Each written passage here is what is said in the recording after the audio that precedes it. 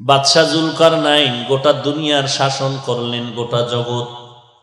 ইন্তেকালের সময় ওসিয়ত করে গেলেন, লোকেরা মরণের পর আমার জানাজা হওয়ার পরে কাফন থেকে 2টা হাত বের করে বাজারের মধ্যে একটু ঘুরাইয়া আমারে কবরে নিয়ে যাইও। ইন্তেকাল হয়ে গেল, জানাজা হয়ে গেল, জানাজার পরে কাফন থেকে হাত বের করে খাটিয়া কাঁধে করে বুড়া বাজার ঘুরাইয়া নেয়। দুনিয়াদারেরা ডাক দিয়া কয়, তাকায় দেখ, গোটা দুনিয়ার শাসন করলো জুলকারনাইনের, পরও শখ মিটে না, লোভ সামলাইতে পারে না। মরণের পরে হাত বিছায় কয়, আরো দাও, আরো দাও, আরো দাও। ইমানদারেরা কয়, না না, জুলকারনাইন গোটা দুনিয়ারকে মানুষের বয়ান করে গেল। তাকাইয়া দেখ, সারা দুনিয়ার ক্ষমতা পাইয়া আজ খালি হাতে কবরে যায়। খালি হাতে আজ কবরে রওনা হয়ে গেল। অপরদিকে শোষক 2টা বেঈমান, নমরুদের মতো বেঈমান, গোটা দুনিয়ার শোষক, কেমন বড় জালেম, আল্লাহকে মেরে ফেলার জন্য রেডি হয়ে গেছে। কত বড় বেঈমান! আল্লাহরই রাখবো না, একেবারে তীর ধনুক নিয়ে আসমানে উঠতেছে, গুলি মারিয়েই ফেললো, যায় পড়বে আল্লাহর গায়ে। একটা প্রাণীর গায়ে লাগার পরে রক্ত লাগলো, কয় মেরে ফেলেছি। ওয়ামাকারু ওয়ামাকারাল্লাহ ওয়ামাকারু ওয়ামাকারাল্লাহ ওয়াল্লাহু খায়রুল মাকিরিন।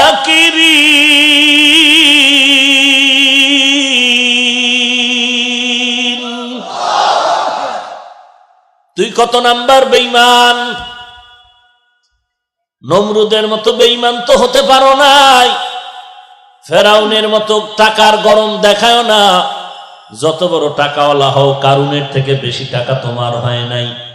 যত বড় চেয়ারের মাস্তানি করো, নমরুদের মতো চেয়ারের পাওয়ার তোমার হয় নাই, ফেরাউনের মতো হয় নাই, সাদ্দাদের মতো হয় নাই। যেই সাদ্দাত আল্লাহর জান্নাতে যাবে না, নিজে জান্নাত বানাইলো। দুনিয়ার নাম্বার ছাড়া বেশ্যাদেরকে জান্নাতের হুর বানাইলো। সুন্দরী রমণীদের হুর বানাইয়া সাদ্দাত জান্নাত দেখতে যায়। পেছন থেকে এক বুড়া হাঁটে আর কয়, সাদ্দাত আমার একটু কথা শোনো। সাদ্দাত পেছনে তাকায় বলে, কথা শোনার টাইম নাই। কেমন যেন চুম্বুকের মতো সাদ্দাত আগাচ্ছে ঘোড়ার পিঠে, আর বুড়া পায়ে হেঁটে তত আগায় যাচ্ছে। এক পাও ঘোড়ার উপরে, আর এক পাও জান্নাতের গেইটে। বুড়া সামনে গিয়ে কয়, পাও নামাবি না আমি আজরাইল।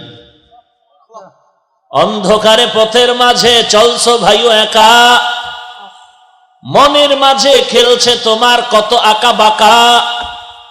সাদ্দাত সম পলক তোমায় নাহি কহেলিতে দিবে, হুঙ্কারে মালাকুল মওত তোমায় নিয়ে যাবে। মরণ থেকে যতই পালাও, মরণ তোমায় নিবে ঘিরি। যদিও সুদূর আকাশ পানে লুকাও, সেথায় লাগিয়ে সিঁড়ি। নদী পথে নৌকা চালাও ও মাঝি ভাই, বেলা ডোবার আগে আমি ওপার উঠতে চাই।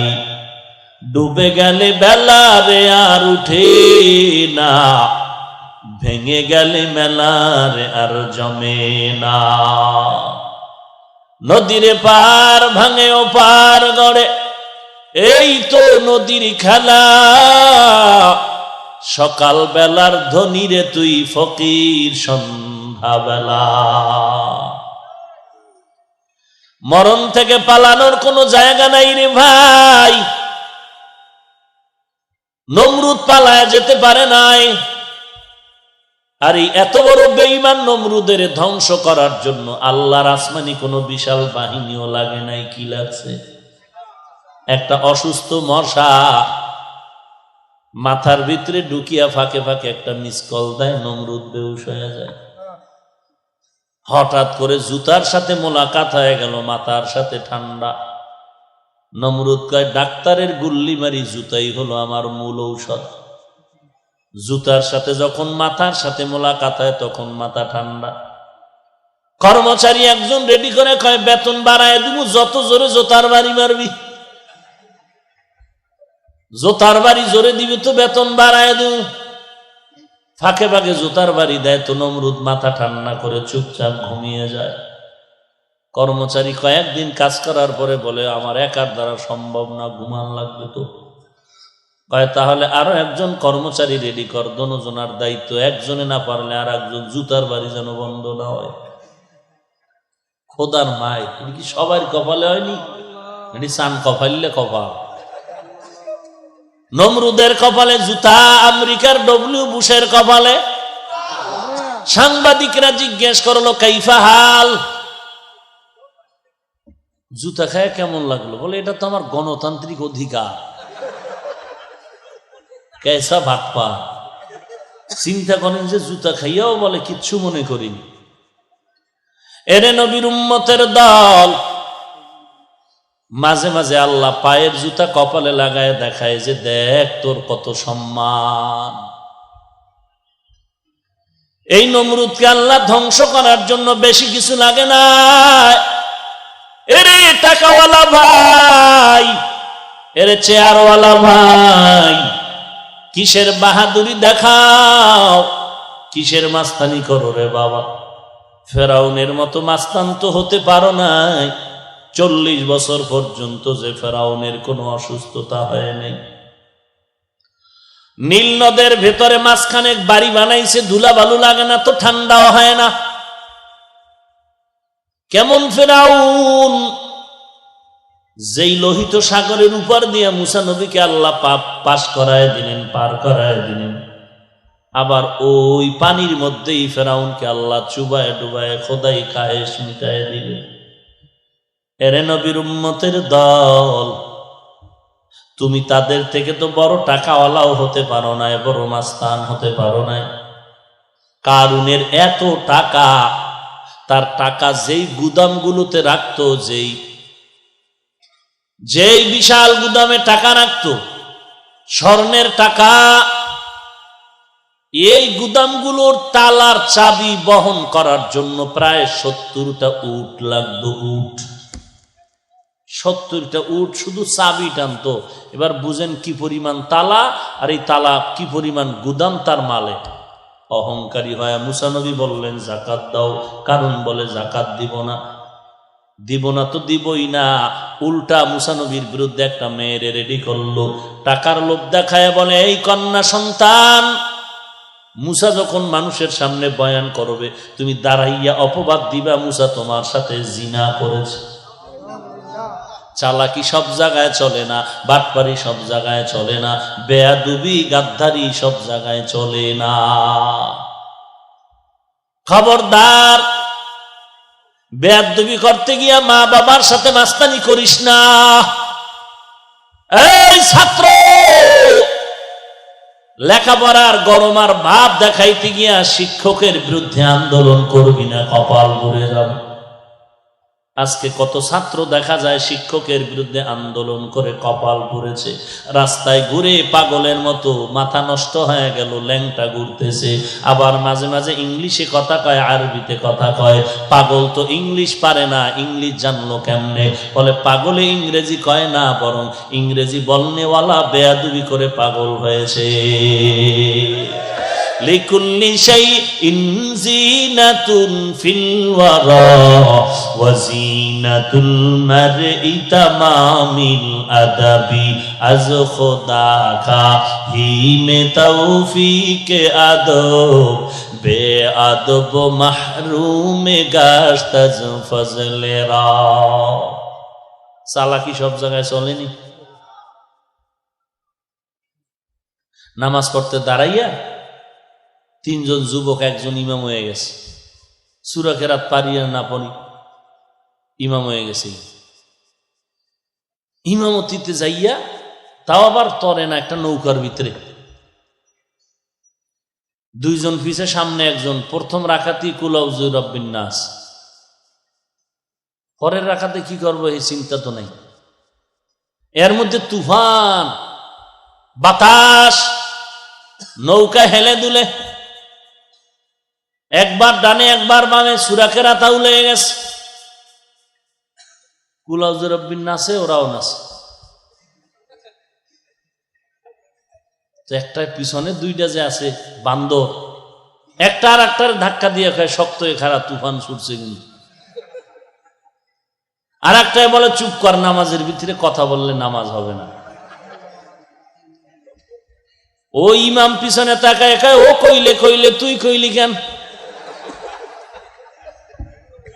নামাজ আছে একজনের? বলেন ভাইরা আমার, চালাক ভালো, অতি চালাক ভালো না। চালাকি করো করো, কিন্তু খবরদার মা বাবার সাথে চালাকি করিস না। এই যুবক, চালাকি করতেছো কিন্তু আল্লাহওয়ালা আলেম ওলামাদের সাথে চালাকি করিস না। চালাকি করতেছো কোনো ওস্তাদের সাথে চালাকি করিস না। চালাকি করতেছো কিন্তু কোনো সাদা দাড়িওয়ালার সাথে চালাকি করবি না। এমন ভাবে কপাল পুড়ে যাবে, তোর মা বাবাও কান্না করে আর কপাল ভালো করতে পারবে না। তোর মা বাবাও পারবে না এই কপাল ভালো করতে। সাবধান, ভালো হইতে বহু সময় লাগে, কপাল পুড়তে একটা সেকেন্ড লাগে না রে যুবক ভাই। এই জমিনের মধ্যে সাহায্য তার থেকে নাও যার তিনটা দুর্বলতা নাই। এক নম্বরে যার পিছুটান নাই, দুই নম্বরে যার অভাব নাই। এই জমিনে পিছুটান ছাড়া কেউ নাই, অভাব ছাড়াও কেউ নাই। বরং যে যত টাকাওয়ালা সে তত বড় অভাবী। তিন নাম্বার বলেছিলাম যার কোনো স্বার্থ নাই। জমিনে তালাশ করে দেখো, স্বার্থ নাই এমন একজন আল্লাহর বান্দা পাওয়া যাবে না। হ্যাঁ, চিন্তা ভাবনা করে বের করছিলাম, আম্মা জানের স্বার্থ নাই, আব্বার স্বার্থ নাই। কিন্তু সোনার বাংলায় তাকায় দেখলাম, স্বার্থের টানে মা তার সন্তানের জবাই দেয়, বাবায় তার সন্তানের জবাই দিয়েছে। স্বার্থের টানে আবার সন্তান তার মা বাবাকে জবাই দিয়েছে। স্ত্রী স্বামীকে জবাই করে, স্বামী স্ত্রীকে জবাই করে। স্বার্থের টানে মা কোলের বাচ্চাটারে ফ্রিজের মধ্যে আটকায় মেরে ফেলেছে। স্বার্থের টানে কি আর বলবো, ভাষা নাই, লজ্জা করে সমস্ত কথা মাইকে বলতে। নিজের আপন মেয়ের সাথে বাবা যে অপকর্ম করেছে, এই সোনার বাংলায় ভাষা নাই বুঝাবা। এরে নবীর উম্মতের দল, দুনিয়াতে স্বার্থ ছাড়া কেউ নাই। ওই কারুন মুসা নবীর বিরুদ্ধে মেয়েকে রেডি করে দিল। মুসা নবী যখন বয়ান করতে দাঁড়ায় গেলেন, মেয়েটা মুসা নবীর বিরুদ্ধে অপবাদ দেওয়ার জন্য দাঁড়িয়ে গেল। আল্লাহর কুদরত, সাথে সাথে মেয়েটার জবান বন্ধ হয়ে গেল। আবার মেয়েটা ভয়ে বসে গেল, জবান খুললো, আবার দাঁড়ায় গেল, জবান বন্ধ। এরকম কয়েকবার মেয়েটা আপ ডাউন করার পরে চিন্তা করলো, আর মুসা নবীর বিরুদ্ধে অপবাদ দিব না। আল্লাহ, তুমি আমার জবানটা খুলিয়া দাও, আমি সত্য কথাটা নবীর শানে বলতে চাই। মেয়েটা দাঁড়ায় গেল, সত্য কথা বলার জন্য আল্লাহ জবান খুলে দিলেন। মেয়ে ডাক দিয়া কয়, পয়গম্বর, আপনার মতো পবিত্র কেউ নাই। কারণ আমারে টাকার লোভ দেখায় রেডি করছিল আপনার বিরুদ্ধে অপবাদ দিব, আমার সাথে জিনা করেছেন। আমি সাক্ষী দিয়া বলতেছি, আল্লাহ সাক্ষী, আপনার মতো পবিত্র আর কেউ হতে পারে না। মুসা নবীর রাগ উঠে গেল, মাথা গরম হয়ে গেল। ডাক দিয়া কয়, আল্লাহ, মাটি তুমি আমার অনুগত করে দাও। আল্লাহ বলে, দিলাম। মুসা নবী বলে, মাটি কারুন রে ধর। সাথে সাথে হাঁটু পর্যন্ত মাটি গ্রাস করে ফেললো। অন্যায় করো, অন্যায় করো, অন্যায় করো, সীমা লঙ্ঘন হলে বাপেও ফিরাতে পারবে না। পারবে? পারলো? ওই টাকার পাহাড় করে কি লাভ হলো, যেই টাকায় জেলখানার মেহমান বানায় দিল। অথচ কত গরিব ঠিক মতো খানা পায় নাই, শীতের মধ্যে একটা পোশাক কিনতে পারে না, আর কোটি কোটি সহস্র কোটি টাকার বালিশ বানাইয়া কে ছিল? কি লাভ হলো এই টাকায়, যেই টাকায় জেলখানার মেহমান বানাইলো?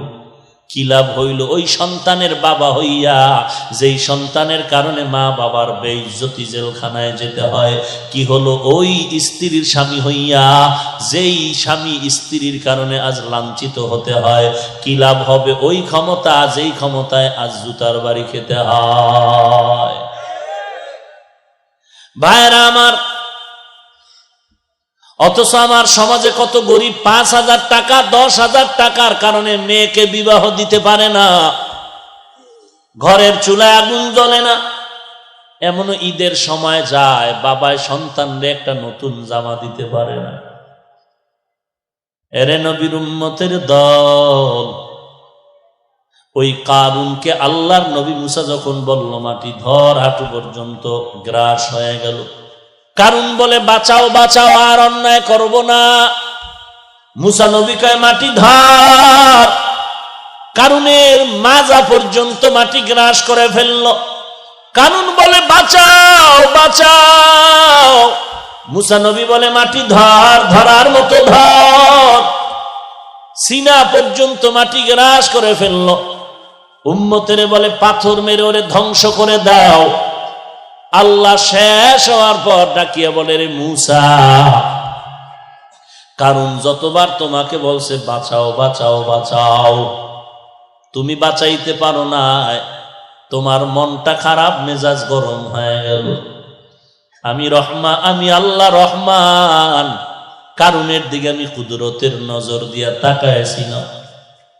তোমারে বারবার বলছে বাঁচাও, আর আমি আল্লাহকে যদি একবার বলতো আল্লাহ তুমি আমারে বাঁচায় দাও, আমি আল্লাহ অবশ্যই কারুনের হেফাজত করতাম।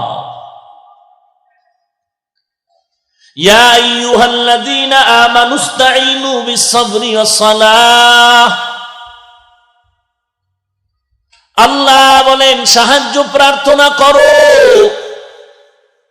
তার থেকে সাহায্য চাও যার স্বার্থ নাই, যার পিছুটান নাই, যার অভাব নাই।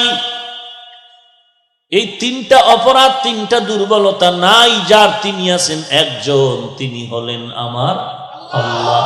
যার কোনো পিছুটান নাই, যার স্বার্থ নাই, যার অভাব নাই। আল্লাহর পিছুটান নাই কেন? লাম ইয়ালিদ ওয়া লাম ইউলাদ, তিনি কাউকে জন্ম দেয় নাই, জন্ম নেন নাই। ছেলে মেয়ে নাই যে আব্বু আমারে দাও। আল্লাহ বলেন যা কিছু বানাইলাম এর মধ্যে আমার আপন আদরের হলো আমার মানুষ। আল্লাহ বলেন আমার কোনো অভাব নাই। দুনিয়ার সবার অভাব আছে, অভাব নাই কার? আল্লাহর অভাব আছে নাকি? ইয়া আইয়ুহান নাস আনতুমুল ফুকারাউ ইলাল্লাহ ওয়াল্লাহু হুয়াল গানিয়্যুল হামিদ।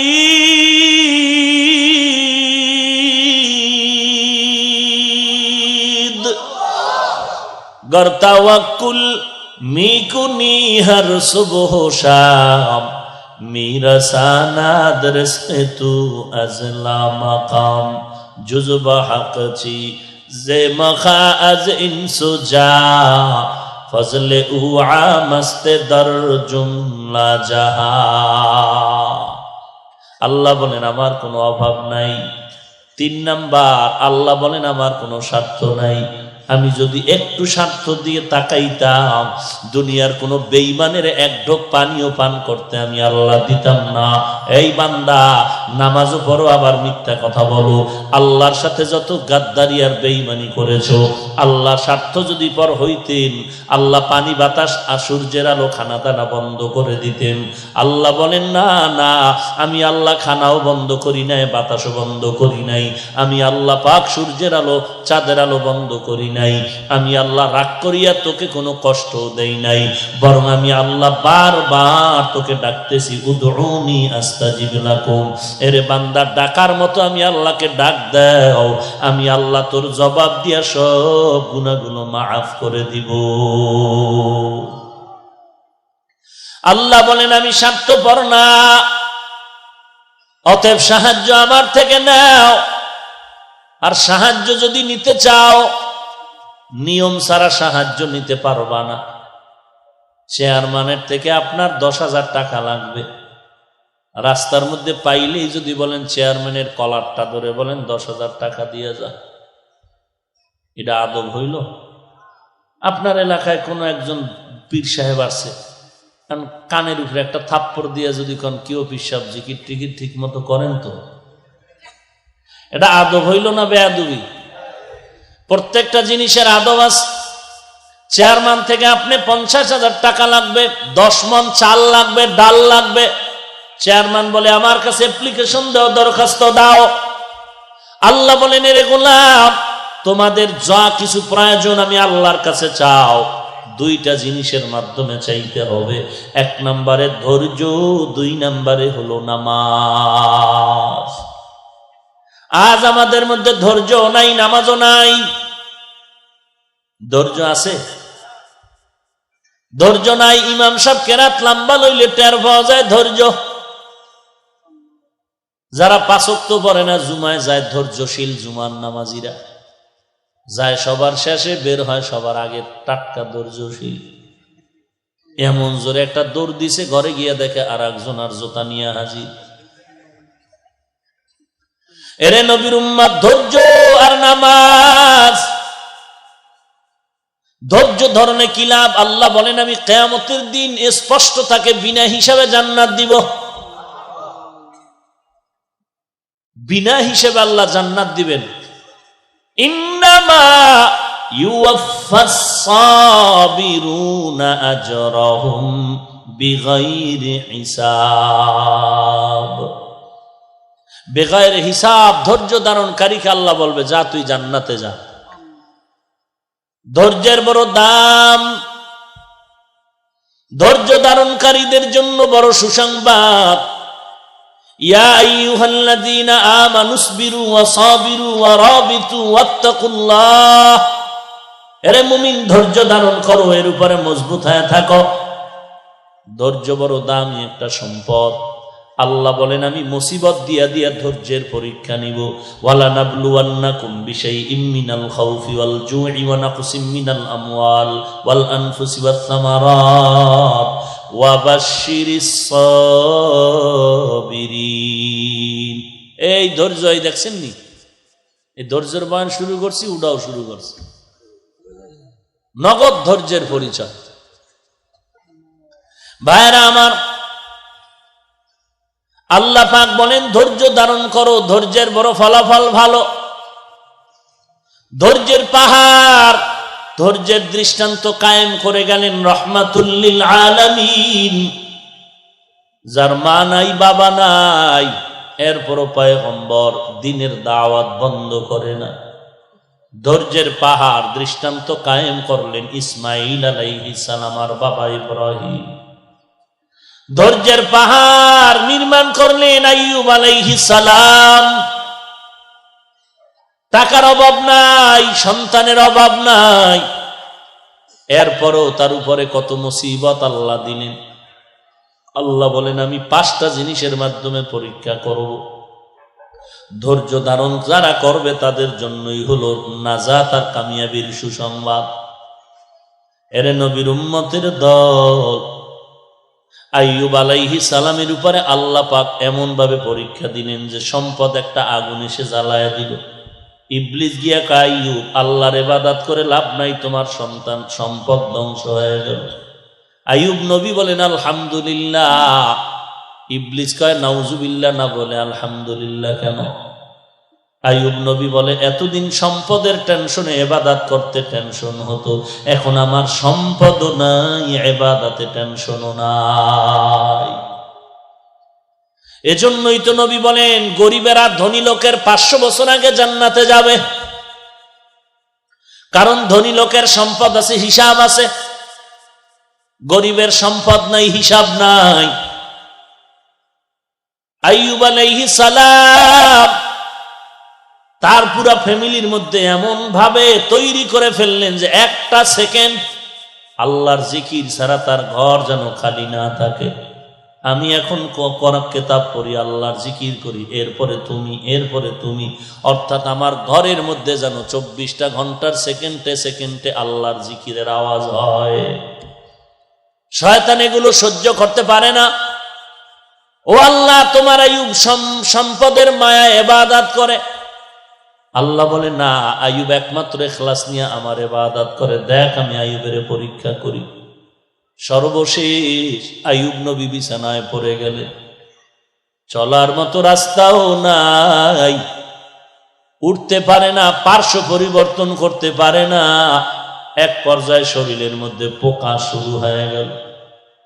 এমন ভাবে আল্লাহ পরীক্ষায় ফালাইলেন, পোকার শরীরে কিরায় ধরে, গন্ধ শুরু হয়ে গেল, এলাকার মানুষ এলাকা ছেড়ে চলে যায়। আইয়ুব নবী একবার তাকায় দেখে তার জিহ্বার মধ্যে পোকা। চোখের পানি ছেড়ে কান্না করেন, হে মালিক, এতদিন পুরা শরীরের মধ্যে পোকা, জিহ্বা ভালো ছিল, তোমার নাম ডাকতাম, আর জিহ্বা দিয়া জিকির করতাম, ক্ষুধা নিবারণ হয়ে যাইত। এখন আমি জিহ্বা দিয়া কেমনে তোমারে ডাকবো? ও আল্লাহ, তুমি যা মনে করো পরীক্ষা আরো করো, তবে আমারে তৌফিক দাও, আমি ধৈর্য ধারণ করে যেন চলতে পারি। এমন কান্নার আওয়াজ, এলাকার মানুষ দুর্গন্ধে এলাকা ছেড়ে চলে গেল। হঠাৎ নবী তাকায় দেখে তার অনেক বিবি, কয়েকজন বিবি পাশে দাঁড়ায় বলে, তালাক দাও, আমরাও চলে যাব। আইয়ুব নবী বলে, যাও যাও, দুনিয়াতে মনে করছিলাম সন্তানের জন্য মা আপন, বাবা আপন, আমার সন্তানও নাই, বাবাও নাই, মাও নেই। একটা উপযুক্ত পুরুষের জন্য শেষ সীমানা ঠিকানা হলো তার স্ত্রী আপন। আজকে তোমরাও আমারে ছাড়িয়া যাও। আইয়ুব নবী আল্লাহর দরবারে কান্না করেন, ও দয়ার মালিক, আজকে তুমি তাকায়া দেখো, আমার বিবিরা পর্যন্ত আমারে ছাড়িয়া চলিয়া যায়, সবাই আমারে ছেড়ে দিয়া যায়, তুমি আমারে ছাড়িয়া দিও না রে আল্লাহ। ও আল্লাহ, সবাই আমারে ভুলে গেল, তুমি আমারে ভুলিও না রে মালিক। আল্লাহ বলেন যে আমারে ভুলে না, আমিও তাকে ভুলবো না। আইয়ুব নবী তাকায়া দেখে সবাই গেল, একটা মাত্র বিবি ইউসুফ নবীর কন্যা রহমা নামের, সাধারণ সবাই জানে যার নাম রহিমা। আইয়ুব নবীর একমাত্র বিবি রহমা আইয়ুব নবীর পায়ের কিনারায় বসে বসে গুনগুন করে কান্না করে। আইয়ুব নবী ইশারায় বললেন, বিবি কেন তুমি যাও না? রহমা নামের বিবি চোখের পানি ছেড়ে কান্না করে বলেন, পয়গম্বর, আমাকে আপনি তাড়াইয়া দিবেন না, আমার জীবনের শেষ পর্যন্ত আমি আপনার খেদমত করিয়া জীবন শেষ করতে চাই। কারণ হলো আমি রহিমার কোনো আমল নাই। কঠিন হাসরের দিন এমন এক মুহূর্ত হবে, সন্তান মা চিনবে না, মা সন্তানের পরিচয় দিবে না, আপন আপন বলতে কেউ থাকবে না। নবীদের অবস্থা বড় করুণ, কান্নার আওয়াজ। ওই কঠিন সময় সূর্য মাথার উপরে, জমিনটা হয়ে যাবে তামা। সূর্যের তাপে গুনাহগারের মাথার মগজগুলো টস টস করে ফেটে যাবে। ওদিকে জাহান্নামের আওয়াজ, জাহান্নাম চিল্লায় বলবে, আল্লাহ গুনাহগার গুলো আমার ভেতরে দাও। ওই কঠিন মুসিবতের সময় যদি আল্লাহ আমাকে ডাক দেয়, রহিমা, আমার দরবারে এমন কোন আমল নিয়ে আসছো নাকি নাজাতে? আমার কোন আমল যদি না পাই, আল্লাহর কাছে এতটুকু বলবো, আল্লাহ আমি তোমার একজন আদরের পয়গম্বরের স্ত্রী হয়ে আসছি। আল্লাহ হয়তো নবীর মোহাব্বতে আমি রহমাকেও নাজাতের ব্যবস্থা করে দিবে। ও পয়গম্বর, আমাকে আপনি তাড়ায়া দিবেন না। এরে পর্দার আড়ালের মা, ওই ইউসুফ নবীর কন্যা ও নারী, তুমি একজন নারী। খাজা মুঈনুদ্দিনের মা, ও মা তুমিও মা। এই চট্টগ্রামের জমিনে ঘুমন্ত শাহ আমানত তার মা, ও মা তুমিও মা। এমন একজন স্বামীর খেদমতগার হইয়া কবরে যাইতে পারলা কিনা চিন্তা করো। এমন একটা সন্তানের মা হইয়া কবরে যেতে পারলা কিনা চিন্তা করো। কিয়ামতের দিন কিসের হিসাব দিবারে মা? আল্লাহর কাছে এমন কোন আমল করছুনি যে আমলটা দিয়া আল্লাহর কাছে নাজাতের ওসিলা পেশ করবা। এই পর্দার আড়ালের মা, আমি হাফিজুর রহমানের মা, ও মা তুমিও মা। মনটা কি চায় না একজন আলেমের মা হয়ে কবরে যাও? মনটা কি চায় না একজন কোরআনওয়ালার মা বাবা হয়ে কবরে যাও? সন্তান মা বাবার জানাজার ইমামতি করবে, কবরের কিনারায় গিয়া কোরআন তেলাওয়াত করে দোয়া করবে। এরে যুবক আল্লাহর গোলাম, তুমি স্কুলে পড়ো, কলেজে পড়ো, ভার্সিটিতে পড়ো, ডাক্তার, ডক্টর, ইঞ্জিনিয়ার হও, কিন্তু কোরআন শরীফ পড়তে তো বাধা নাই। তুমি স্কুলে পড়ো, কলেজে পড়ো, তবে কোরআন শরীফটা তুমি পার্ট টাইম একটা টাইম ঠিক করিয়ে কোরআনটা শুদ্ধ করো। এশার নামাজের পরে 1 ঘন্টা, না হয় ফজরের পরে 1 ঘন্টা ইমামরে সময় দিয়ে কোরআন শিখো। তুমি আল্লাহর কোরআন পড়ো, ইসলামের মাসআলা মাসাইল একটু অধ্যয়ন করো, আল্লাহ ওয়ালা উলামায়ে কেরামের সাথে সম্পর্ক রাখো। আমার সমাজের মধ্যে বহু ডাক্তার আছে, কোরআন পড়ে, ইসলামী জ্ঞানে বড় দামি আগানো। ঢাকার শহরে যাও, চট্টগ্রাম শহরে যাও, বহু ডাক্তার আছে, ইমামতির ময়দানে দাঁড় করায় দাও, পাক্কা ইমাম হয়ে আছে। কারণ ডাক্তারির পাশাপাশি বান্দা কোরআন শিখছে, ইসলামের লাইনে অনেক জ্ঞান অর্জন করেছে। মনে হয় যেন আজ ওই বান্দা আলেমের কাতারে গিয়া অনেক দামি হয়ে গেল।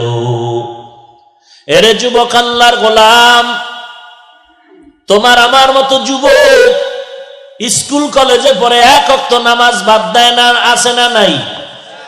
তুমি কেন পারবা না? বালিশে মাথা লাগা একটু চিন্তা করে ঘুমাইও। ঘুমের ঘরেও তো কত মানুষ মরিয়া যায়। তুমি যদি ঘুমের ঘরে মরে যাও, কি উপায় হবে? অন্ধকার কবরে। স্কুলে পড়ো তোমার আমার মতো যুবক, কৃষি কাজ করে, ড্রাইভারি করে, কোটি টাকার ব্যবসা করে, 1 টাকাও হারাম খায় না, নামাজ বাদ দেয় না। তুমি কেন পারবা না রে বাবা? তুমি নেতা মানো, দল মানো, তরিকা মানো, সব কিছুর ঊর্ধ্বে আমার আল্লাহ, সব কিছুর ঊর্ধ্বে আমার পয়গম্বর। এখানে সচেতন শিক্ষিত যুবক, আমাকে বলো, নবীজির তরিকার মধ্যে দাড়ি রাখার নিয়ম আছে না নাই? বলো বলো, আসতে বলো কেন? আছে মানে যারা দাড়ি ছোট করো, যারা পুরাটা কাটো, দোনো দলের গুনাহ সমান। কেমন গুনাহ? 24টা ঘন্টার সেকেন্ডে সেকেন্ডে সেকেন্ডে কবিরা গুনাহ। ঘুমাইয়া থাকলেও গুনাহ লেখা বন্ধ নাই। নামাজে দাঁড়ায় আছো, গুনাহ লেখা বন্ধ নাই। বাইতুল্লাহর ঘর ধরে লাব্বাইক বলতেছো, গুনাহ লেখা বন্ধ নাই। তুমি বান্দা যতদিন পর্যন্ত দাড়ি রাখার নিয়ত না করবা, ততদিন পর্যন্ত কবিরা গুনাহ বড় না ছোট? বড় গুনাহ লেখা বন্ধ নাই। তুমি রাতের বেলা ঘুমাও, তারপরও গুনাহ লেখা বন্ধ নাই। অটো অটো লিখতে থাকবে ফেরেশতারা। এই রকম সুদের সাথে যারা জড়িত, তাদের জন্য 24 ঘন্টা গুনাহ লেখা হয়। যারা টাকনু গিরার নিচে প্যান্ট পরে, প্যান্ট পায়জামা লুঙ্গি পরে, 24 ঘন্টা এদের কবিরা গুনাহ, কবিরা গুনাহ, কবিরা গুনাহ। সেকেন্ডে সেকেন্ডে সেকেন্ডে সেকেন্ডে যতক্ষণ পর্যন্ত তওবা না করবে, গুনাহ লেখা বন্ধ হবে না। সুদের সাথে জড়িত যারা, নামাজ হবে না, রোজা হবে না, জিকির হবে না, তেলাওয়াত হবে না, দান করলে কবুল হবে না, বরং সে নিজের আপন মায়ের সাথে অল টাইম জিনা করে। মায়ের সাথে, আপন মায়ের সাথে জিনার গুনাহ কামাই করতেছে। ও যদি 5 কোটি টাকা মাদ্রাসা দেয়, 1 টাকার সওয়াব আমলনামায় হবে না। 10 তলা মাদ্রাসা বানাইলো, 1টা নেক পাবে না। 5 তলা মসজিদ বানাইলো, 1টা নেক পাবে না, যতদিন পর্যন্ত তওবা না করবে। এটা আমার বাবার বানানো কথা? তোমার কবরে তুমি যাবা, আমার কবরে আমি যাব। আমার কবরের জবাব আমি দিব, আপনার কবরের জবাব আপনি দিবেন। তবে কেউ যদি বলেন পাও দরিয়া বললে আপনি আর গুনাহ করবেন না, আমি আপনার পায়ে হাত দিয়া বলতে রাজি আছি। কারণটা কি রে বাবা? জাহান্নাম বড় ভয়ঙ্কর। দুনিয়ার আগুনের তাপ সইতে পারো না, জাহান্নামের আগুনের তাপ কেমনে সহ্য করবা? 2 কোটি, এই যে জমিন থেকে 9 কোটি 30 লক্ষ মাইল উপরে সূর্যের গরম সইতে পারো না, কিয়ামতের ময়দানে মাথার উপরে সূর্য থাকবে, কেমনে সহ্য করবা? আল্লাহর কাছে তওবা করো হে মালিক, শয়তানের ধোকায় পড়ে গুনাহ করিয়া ফেলছি, আজকে তওবা করলাম, আর গুনাহ করব না। দাড়ি কাটবো না, নামাজ ছাড়বো না, মা বাবারে কষ্ট দিব না, আলেম ওলামাদের বিরোধিতা করব না, সহিভাবে কোরআন পড়ব, নবীজির সুন্নতের আমল অনুযায়ী চলার চেষ্টা করব। আমার মতো যুবক যদি র‍্যাব, আর্মি, পুলিশ, বিডিআরের চাকরি করে দাড়িওয়ালা নামাজি হতে পারে, আমি কেন পারবো না? আমার মতো যুবক যদি টাকার ব্যবসা করে, আমার মতো যুবক কোটি টাকার ব্যবসা করে, হারাম না খাইয়া নামাজ না বাদ না দিয়া যদি পারে, আমি কেন পারবো না? ও আল্লাহ, তুমি আমাকে তৌফিক দাও। গলায় ছুরি আসলে মরে যাব, তারপর আর গুনাহ করব না। পাক্কা তওবার যদি নিয়ত হয়, খাঁটি তওবার নিয়তে দুটো হাত আমার আল্লাহকে দেখায়া দাও। আয় আল্লাহ, সবার হাত আপনি কবুল করে নেন, তওবা কবুল করে নেন, তওবার উপরে মজবুত হয়ে চলার তৌফিক দান করেন, আমিন। আলহামদুলিল্লাহি রাব্বিল আলামিন, ওয়াসসালাতু ওয়াসসালামু আলা সাইয়্যিদিল আমবিয়া ওয়াল মুরসালিন ওয়া আলা আলিহি ওয়া আসহাবিহি আজমাইন। ইয়া আরহামার রাহিমিন, ইয়া আরহামার রাহিমিন, ইয়া আরহামার রাহিমিন। আয় আল্লাহ তাআলা, গুনাহের বোঝা নিয়ে আপনার দরওয়াজায় হাজির। ও আল্লাহ, আমরা যারা ময়দানে আসছি, কারো গুনার খবর কেউ জানে না, কিন্তু আপনি জানেন আল্লাহ। আমি কত বড় গুনাহগার, আমার মা বাবা ভাই বোনেরা কেউ জানে না, আপনি জানেন। আয় আল্লাহ, গুনার কারণে আপনি রাগ করিয়া পানিও বন্ধ করেন নাই, বাতাস বন্ধ করেন নাই, রাগ করিয়া খানাও বন্ধ করেন নাই। ও আল্লাহ, শয়তানের ধোকায় পড়ে গুনাহ করেছি, আজকে তওবার দরজায় ফিরে আসলাম, আর গুনাহ করব না রে আল্লাহ।